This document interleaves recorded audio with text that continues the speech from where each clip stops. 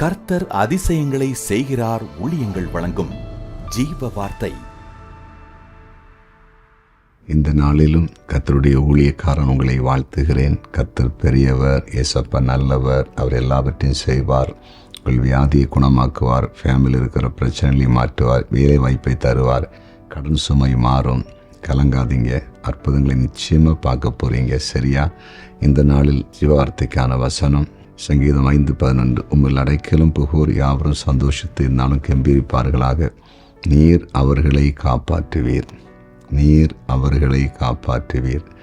ஆண்டவரிடத்தில் அடைக்கலமா, ஆண்டவரிடத்தில் யார் வருகிறார்களோ அவர்களை எல்லாரையும் கர்த்தர் காப்பாற்றுகிறாராம். காப்பாற்றுகிறார், காப்பாற்றுகிறவர். காப்பாற்றுவது என்றால் என்ன? ஒரு போராட்டத்தில், இக்கட்டில் இனி அவ்வளவுதான், தப்ப முடியாது என்கிற நிலையில் இருக்கிறவர்களை அதிலிருந்து விடுதலையாக்குவதுதான் காப்பாற்றுவது. அதாவது ஒரு நபர் ஒரு விபத்தில் சிக்குண்டு மருத்துவமனைக்கு கொண்டு செல்லும்போது டாக்டர் சொல்லுவாங்க, ரொம்ப ஆபத்தான நிலையில் இருக்கிறாங்க, அது சரியாக எங்களால் சொல்ல முடியாது, 24 மணி நேரம் தாண்டணும், 48 மணி நேரம் தாண்டணும்னு சொல்லுவாங்க. ஆனால் அதன் பிறகு அதிலிருந்து அவங்க விடுதலையாகி வரும்போது என்ன சொல்லுவாங்க? ஆபத்தான நிலையிலிருந்து அவர் காப்பாற்றப்பட்டார்னு சொல்லுவாங்க.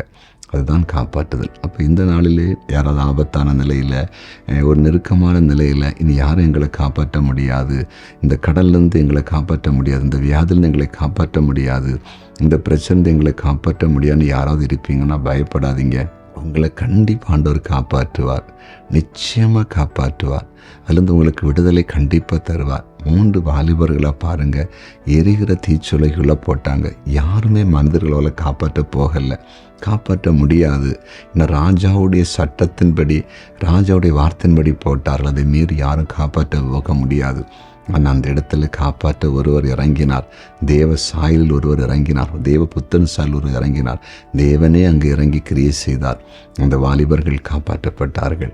அந்த தீயுடைய வெப்பம், அந்த தீயுடைய சூடு, அந்த தீயுடைய தீவிரம் அவங்கள சேதப்படுத்தவே இல்லை. அதிலிருந்து வெளியே ஆண்டவர் காப்பாற்றி கொண்டு வந்தார்.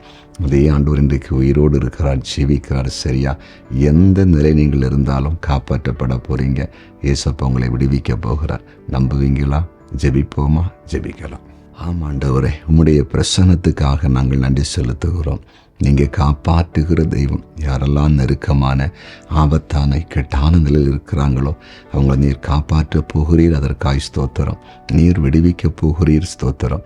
நீர் உம்முடைய பிள்ளைகளை சாட்சியாய் எழுப்ப போகிறீர், அதற்காய் ஸ்தோத்திரம். ஆண்டவர், இந்த நேரத்திலே குறிப்பாய் கொடிய நோயினால் பாதிக்கப்பட்டிருக்கிற மக்கள் இயேசுவின் நாமத்தில் விடுவிக்கப்படட்டும் என்று ஜெபிக்கிறோம். ஆண்டவரே, இன்னும் கடன் பாரத்தில் இருக்கிறவங்களை விடுதலையாக்குங்க. இன்னும் ஆண்டவரே, தற்கொலை இனத்தில் இருக்கிறவங்களை விடுதலையாக்குங்கப்பா. ஆண்டவரே, இந்த நேரத்தில் பிறந்த நாளை காண்கிற ஒவ்வொருவருக்காக ஜெபிக்கிறேன். கர்த்தர் இந்த நாளில் பிறந்த நாளை காண்கிற ஒவ்வொருவரையும் ஆசீர்வதிப்பீராக. இன்றைக்கு திருமண நாளை காண்கிற ஒவ்வொரு குடும்பத்தினருக்காய் ஜெபிக்கிறேன். அவர்களை வாழ்த்துகிறேன், ஆசீர்வாதமாய் இருக்கட்டும். ஆண்டவரை, குறிப்பாக கர்த்தருக்கு ஊழியம் செய்கிற தெய்வ பிள்ளைகளை ஆசீர்வதித்தருளுங்க. கமாண்டில் பலவிதமான காரியங்களுக்காக எங்களுக்காய் ஜெபியுங்கள் என்று ஜெப குறிப்பு அனுப்பியிருப்பாங்க. அவர்களுக்கு தேவனே, நீங்கள் அற்புதம் செய்யும்படியாய் உம்முடைய ஊழியக்காரன் மன்றாடுகிறேன். எங்கள் ஜெபத்தை கேட்டீர், அதற்காய் ஸ்தோத்திரம். இயேசுவின் நாமத்தில் பிதாவே, ஆமென்.